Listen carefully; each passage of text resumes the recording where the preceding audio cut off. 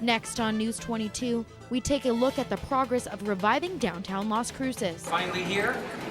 This is the last day. Animal adoptions are now more available thanks to Las Cruces businesses. And Tent City, what the community of hope offers the less fortunate. News 22 starts now. Serving southern New Mexico, this is the award-winning KRWG-TV News 22, where news matters.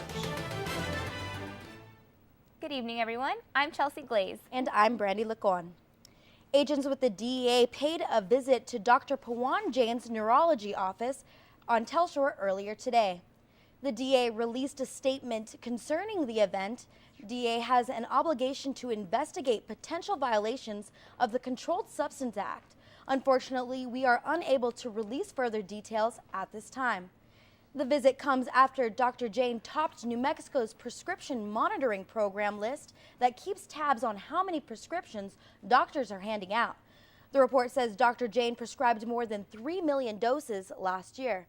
In an interview with KOB earlier this month, Dr. Jain said the numbers must be a mistake and denied overprescribing. State police investigators aren't saying much about why they shut down the Sunland Park City Hall yesterday. Police served a search warrant yesterday afternoon, asked workers to leave the building and search through files. Officials couldn't say what they were looking for because the warrant is under a court seal. The city is under scrutiny after New Mexico's Secretary of State Diana Duran called for a review of the city's practices.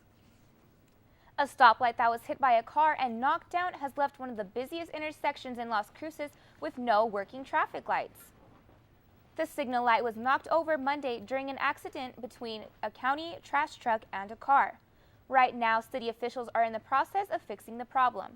Other signal lights at the intersection are in flashing mode and temporary stop signs have been put up. Workers poured concrete this morning. The new light should be operating in 5 days. Las Cruces drivers have been cautious about the situation and no accidents have been reported. While those repairs are underway, work continues in the effort to transform downtown Las Cruces. An important milestone was reached today.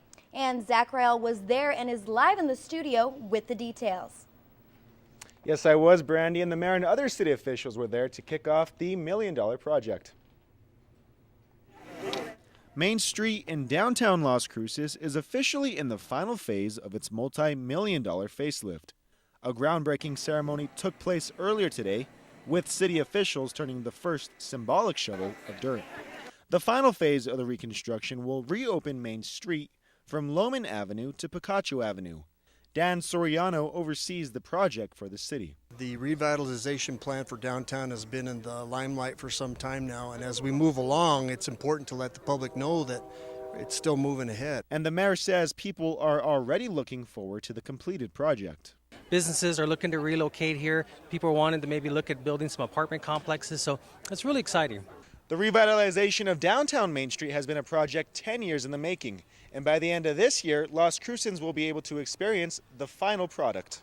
It'll look very similar to what you see up here to the north. The same amenities, the wider sidewalks, the decorative street lighting, the trees along the street. It's going to have a very same look up and down from one end to the other.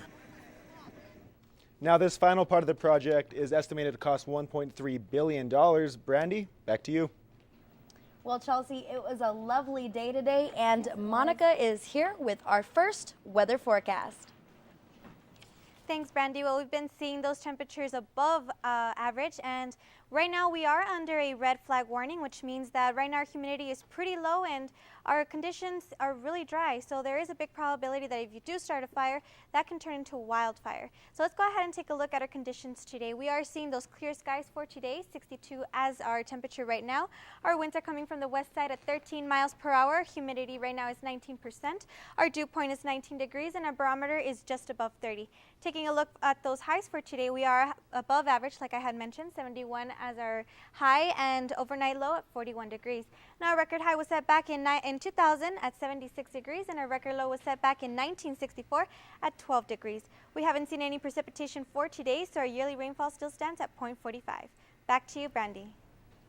New Mexico's senior senator visited at the NMSU campus today. He spoke to high school students about his life in politics and urged them to get involved. For the Recovery Act. After 30 years in the Senate, Jeff Bingaman will retire next January. He says one of the highlights of his service has been the Student Leadership Institute he's been sponsoring for over 20 years. While he's leaving politics, he hopes these young people will get involved.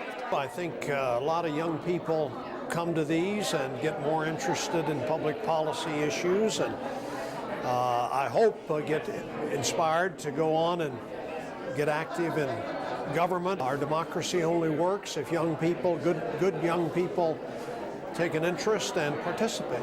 He brought several policy advisors with him. They told the students there are tough problems with no simple solutions. The more they learn about the difficulties and the challenges we face, I think the more likely they are to come up with real solutions and not just bumper sticker solutions. And what's next for the senator? I don't know what I'm going to do next. I'm going to continue working in the Senate this year.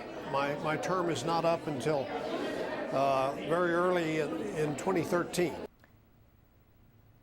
25 years ago, Senator Bingaman joined then-Senator Pete Domenici to start a nonpartisan public policy forum called New Mexico First. Today, New Mexico First issued its annual report. It highlighted 4 areas in which the state needs improvement: education, healthcare, the economy, and energy. While some progress has been made, New Mexico's graduation rate is 49th out of the 50 states, and 43% of third graders don't read at grade level. The report stated there must be more parental support, better early childhood education, and the retaining of good teachers. Economically, poverty has increased from 17% to 20% of the population. Children's poverty increased 5% to 30%. And more than 15% of the people in the state don't have enough to eat. In the health category, 23% of residents have no health insurance.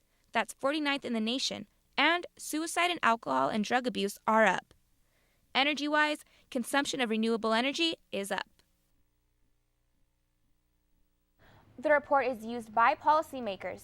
If you want to read the report, you can read it at nmfirst.org. U.S. Customs and Border Protection officers have been busy at the Columbus Port of Entry. They made 2 drug busts in just one day. At 11 yesterday morning, an officer found almost 15 pounds of marijuana in the seats of a Lincoln Town car being driven by a 16-year-old Deming girl. Later that day, officers found 38 pounds of marijuana in the doors of a Kia Spectra being driven by 45-year-old Mark Robbins, also of Deming. The suspects face charges of attempted smuggling. Drivers may be digging deep into their pocket to pay for gasoline. As Rebecca Atkins reports, filling your tank is getting more expensive. Because of tensions in Iran, energy analyst Phil Flynn, quoted in an NPR report, said gasoline could rise to $5 a gallon across the country. And consumers are not happy about it. I think that's slightly ridiculous, especially considering the fact that I'm from Alaska, and we have so many oil reserves and everything in Alaska that the prices shouldn't be that high. According to the AAA's daily fuel gauge report, the average gallon of unleaded gas is $3.57. What's going on internationally is why it's rising, due to Iran, because they have a lot of oil and crude.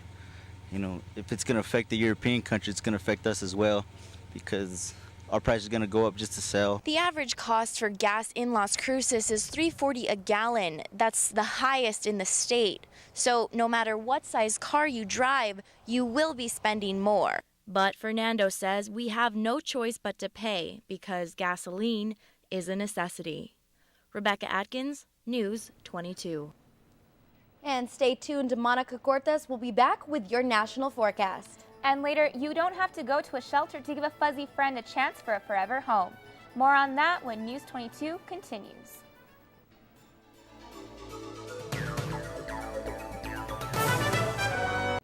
Welcome back. You're watching News 22 Wednesday, where news matters. As we saw earlier in the report on New Mexico's progress, poverty is up and that means more people are homeless. Las Cruces' Community of Hope has more than 30 tents set up to help those people during the colder temperatures. And Josie Ortegon is live in the studio and finds out the story behind Tent City. A shelter of tents stands alongside the Community of Hope building for the homeless. There are almost 40 tents here, and they're needed.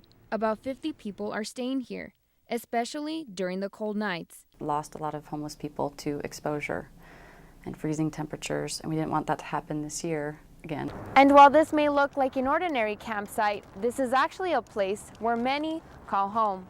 Matt Mercer was one of the founders of Tent City. It was the start of a mission. It's kind of the idea that if you help one person, you might end up helping many people. Mercer has been homeless in Las Cruces for 2 years. He and other organizers convinced City Hall to allow the tents to be set up.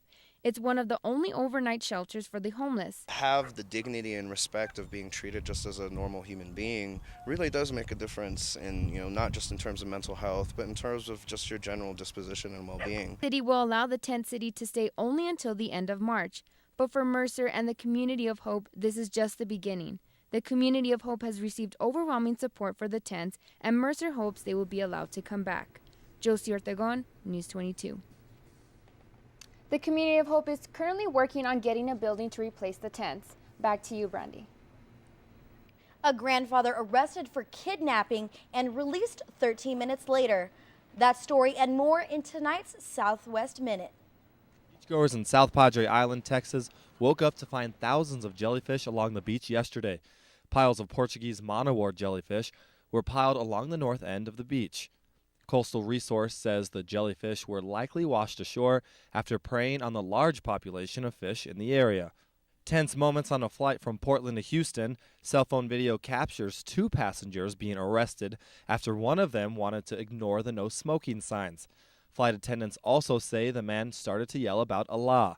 The other passengers were able to hold the man down until handcuffs were retrieved. The flight returned to Portland, where the passenger and his companion were arrested. And a police chief in Austin is setting the record straight about a reported kidnapping. A man walking with his granddaughter was approached by a constable about a kidnapping. The man wouldn't give his name, and several minutes later, dashcam video shows a large number of police officers surround him with taser guns drawn and then arrested him.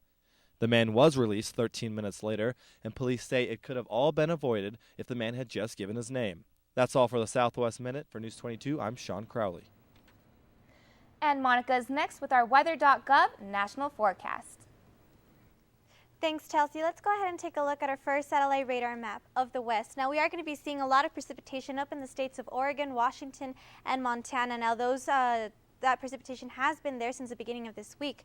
Taking a look at the east part of the country, we are going to be seeing a lot more precipitation in that part as well in a few moments. And that precipitation has been there for the beginning of this week too. It's going to be some rain and snow mixtures. Now, taking a look at our fronts map, we can better see that what is going on. We are seeing that some snow and rain in the northwest part of the country. As we can see, there is going to be a cold front making its way towards the south, and that is going to be reaching New Mexico, but not anytime soon. Now, taking a look at the east, we are going to be seeing, like I said, a lot of precipitation going up in that part of the country. Taking a look at our heat index, we're going to be seeing those temperatures cooling down a little bit more. We are going to be seeing those 70s and 80s in Texas. And coming up next, I'll be telling you what we can expect here in New Mexico. So don't go anywhere. I'll be back with your local forecast.